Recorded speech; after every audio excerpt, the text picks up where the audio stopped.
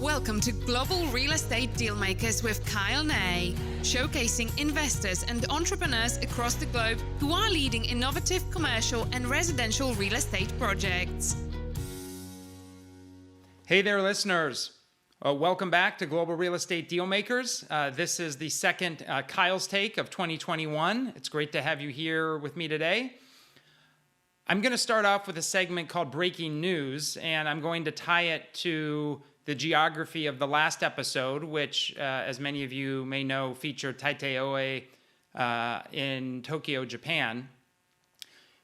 In Tokyo, in January, the 23 wards that make up this larger city reported an average asking price for a 70 square meter apartment of over 60 million yen. And that's the equivalent of approximately 560,000 US dollars, which was the highest level on record.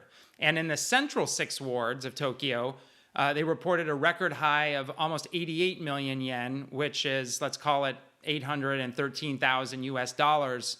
So clearly the pandemic has had positive effects if you're a seller on that market and negative if you're a buyer. But clearly there seems to be a shortage of supply and a voracious appetite for residential product. Parallel with this, the developer Mori Building formed a partnership with Aman Resorts. Many of you may know that hotel chain, to create a Aman branded apartment segment on the upper floors of I may butcher the pronunciation here, but the Toranomon Azubadai project that is under construction in central Tokyo. And my apologies to anyone who may be listening involved with that project if it doesn't sound like it should. But that project covers a 20-acre site near the Tokyo Tower. It includes 3 larger buildings. One is a 330-meter skyscraper, and then there's 2 smaller 270-meter and 240-meter towers. By way of comparison, the Burj Khalifa in Dubai is 830 meters, so clearly there are other structures globally that dwarf this, but it will be, upon completion, the tallest building in Japan.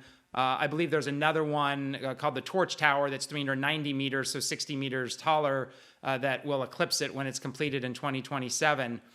In any event, I found it also interesting that this project will have 1,300 apartments on the site, and in the low-rise building, so in the smallest one, there is going to be the first opening of the sister brand of Aman, which is called Janu. And it's the first branded Janu hotel in Japan.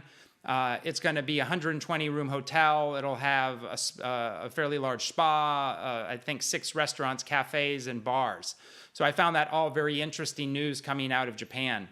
Next, I'm going to go into guest insights from the last episode. As some of you may have heard, I interviewed Taito Ohe, who is the Chief Strategy Officer at UShare, and among other things, he's also a director at Plantech Group. That's why I gave that caveat. I found that it was a very insightful silver lining of the pandemic that in UShare, the residents almost felt closer to each other as a result of it. I had thought ahead of time that when he had created this community that wanted to breed collaboration and proximity to others, that the worries about infections and COVID would have forced people apart. But I think it almost brought a greater sense of trust, where people were clamoring for interaction and they wanted to do it in a safe environment. And since they knew that everyone was in these close quarters, they started to trust that each party would act responsibly. And in some cases, people moved in because they had no interaction and they were yearning for that sort of dynamic. And I also really like that UShare is helping to change the stigma that exists for foreigners, especially English-speaking foreigners in Japan, that may largely be held by older members of the population. But as Taito and his partners are bringing more both Japanese and international students and expats into these communities, that helps to teach the Japanese, it helps to help them understand foreign cultures, and it's Taito's expectation that that will ultimately result in better awareness going forward of Japanese culture at large. Let's get to poll results. So you may recall in the last Kyle's Take, I asked which of the following countries will have the greatest year-over-year increase in investment sales transaction volume when comparing total 2021 activity to 2020. I had given the choices online of Mexico, Germany, France, the US, Japan, and the UK. I got back 52% of the responses said United States. That may be understandably because a lot of the listeners, although I have listeners globally, based on who's written me so far, but that a lot of the listeners are here in the US.